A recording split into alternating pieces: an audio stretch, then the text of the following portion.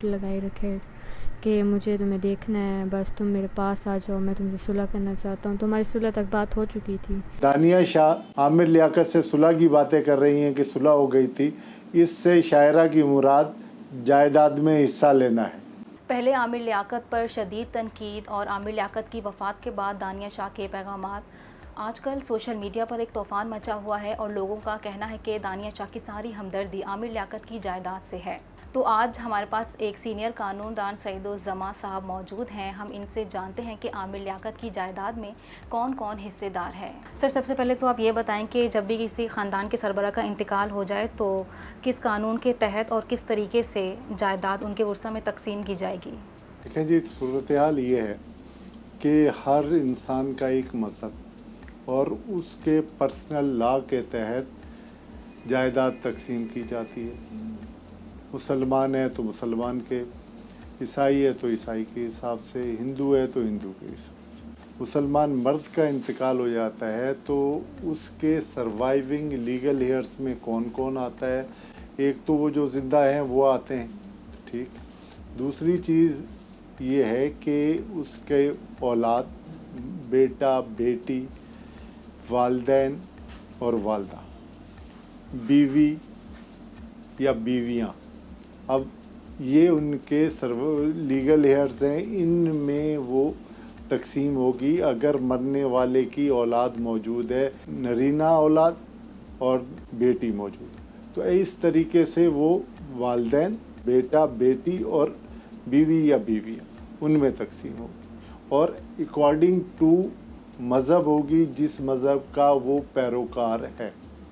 یہ طریقہ ہے کسی بھی مرحوم کے جائیداد کو تقسیم کرنے کا. عامر لیاقت نے اپنی زندگی میں 3 شادیاں کی اور ان کی پہلی وائف بشریٰ اقبال کا دعویٰ ہے کہ عامر لیاقت ان کو طلاق دے چکے ہیں اور ان کی دوسری وائف طوبہ انور نے کورٹ کے ذریعے خلا لے لی.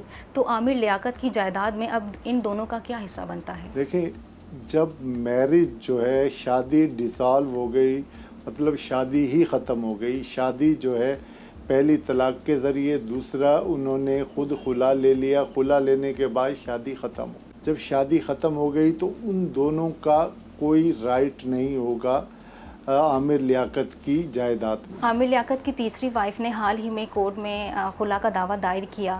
تو اب عامر لیاقت کی جائیداد میں دانیہ شاہ کا حصہ کتنا ہوگا اور کس قانون کے تحت ان کو حصہ دیا جائے گا؟ دیکھیں، بات یہ ہے کہ دانیہ شاہ سے، کیونکہ ابھی تک ان کی شادی ختم نہیں ہوئی ہے، نکاح باقی ہے، نکاح ختم نہیں ہوا. ختم کرنے کے لیے وہ چلی گئی تھیں، انہوں نے خلا داخل کر دیا، لیکن خلا جو ہے وہ فائنل نہیں ہوا. مین وائل ان کے انتقال ہو گیا عامر لیاقت کا. اللہ تعالیٰ ان کی مغفرت کرے اور درجات بلند کرے. تو ان کا حصہ ایک بیوہ کی حیثیت سے 1/8 تو بنتا ہے ان کی جائیداد. اب ان کے نکاح نامے کو دیکھنا ہوگا کہ اس کے اندر کیا چیز، کیا شرائط ہیں، کیا نہیں ہے. حق مہر کتنا لکھا ہے یا کوئی اور چیز دی گئی ہے. تو وہ حق مہر اگر ادا نہیں ہوا ہے تو وہ اس کی، ان کی جائیداد سے لے سکتی ہیں. یہ تو ان کا رائٹ ہے.